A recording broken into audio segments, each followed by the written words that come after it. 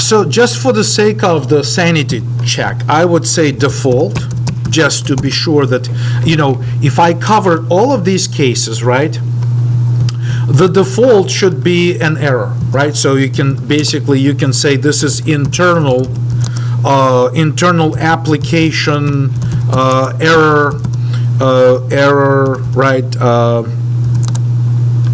And basically say that something like this has to be investigated, because if you properly process every single case of every possible type, you should never hit the default label over here, right? So clearly, if you went through the sequence of cases that you would like to consider, and you ended up hitting the default case, you should report basically internal. That's when you occasionally see from your compiler, sometimes it will print an error such as internal compiler error. Please inform our development team at this specific URL about this specific problem that you've encountered. So people usually are grateful that you can provide feedback in cases like that, right? So internal compiler error over here, I would be a little bit too shy to call this little program a compiler. This is just a little desktop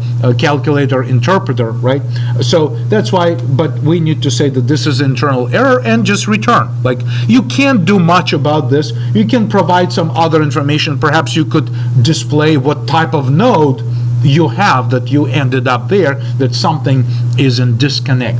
But normally speaking, you should never hit this default label. It's only there for just to be sure that it never happens, and if it does happen, you can immediately report information and visualize it.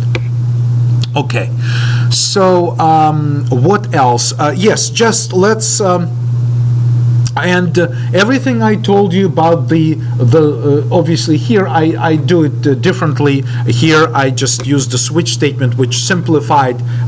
I think the switch statement would be really the best choice for analyzing the type of the node that you're dealing with.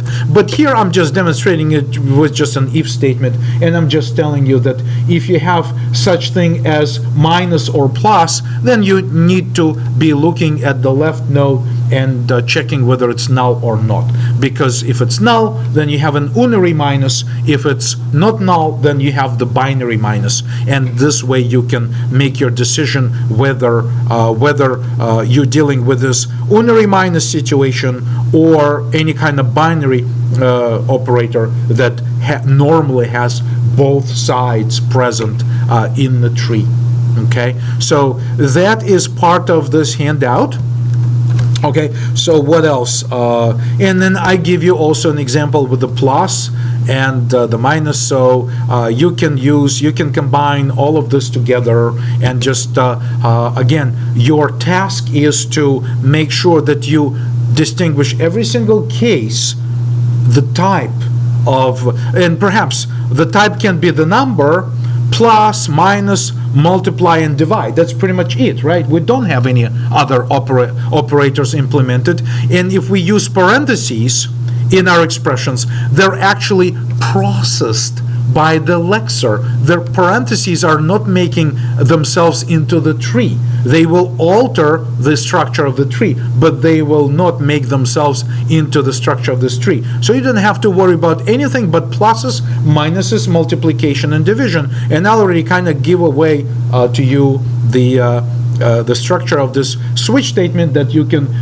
perhaps successfully use to find out what you need to do with respect to each node.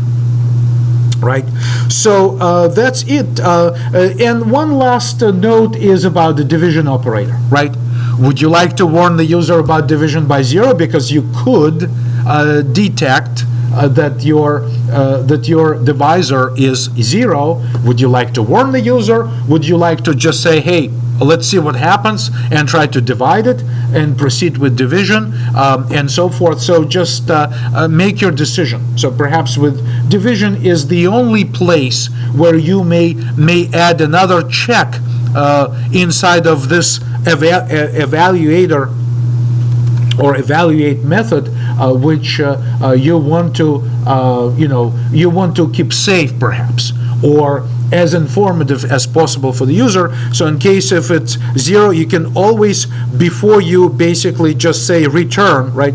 So the simplistic implementation would be just to say, hey, all we have to do is just divide, right? Just go ahead and go ahead and divide. But before you do that, maybe you can do the right-hand side, right, the divisor. You can store it in a temporary variable, check whether it's 0 or not 0, and if it's 0, maybe give them a warning, right, and decide what you do with this. So so make your decision about this. But I would leave it to the end of your implementation. Now, if you find this to be quite straightforward and everything, I can say that then you can go for an extra credit. And I would say that an obvious, I think the analysis of alphabetical names, which could represent variables, we could add basically variables to this calculator.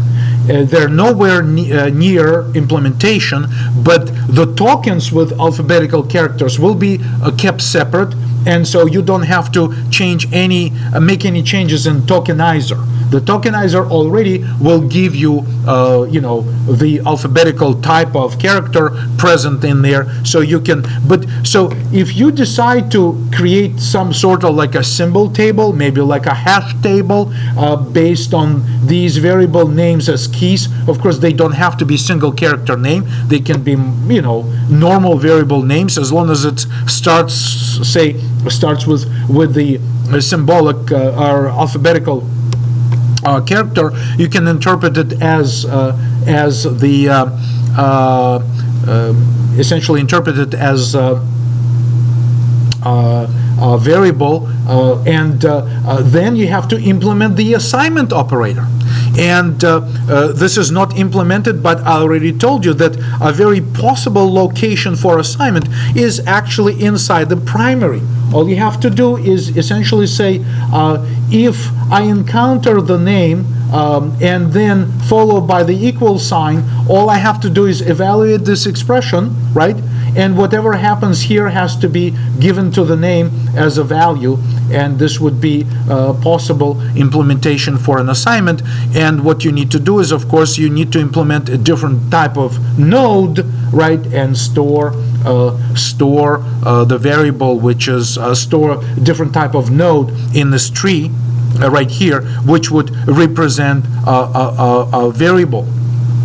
Right, so this is not very trivial and will actually require substantial amount of code. So this is not required in our handout, wherever that part of the handout is, for extra credit, but you will probably get about 200 points towards your final grade if you do this. So this will allow you to skip a couple of other homeworks if you'd like to take this challenge. If you really implement this part, I think it'd be worth quite a bit of credit.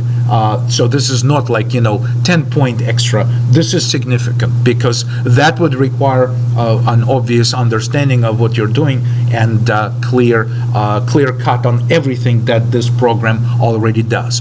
So you can right now pretty much neglect this part. Make sure you focus on this portion that I tried to demonstrate to you today. And if you're done, give it a try. I would also suggest that this would be an interesting point for you guys to communicate and perhaps discuss, maybe like 2-3 people at a time, and maybe you can work as a team on this and say, could we take this challenge? So make your choice, but I'm just telling you that this will be worth, at least depending on the clarity and the quality of everything that you do for extra credit, this will be easily worth 200 points, which is credit for 2 homeworks. You can skip 2 other homeworks if you want to take on this extra credit. So that pretty much concludes presentation of this desktop calculator homework on my part, and it's obviously good time for us to take a break. And after the break, we will proceed to the new material, which right now will be our conversation about inheritance, coming back to conversation about inheritance.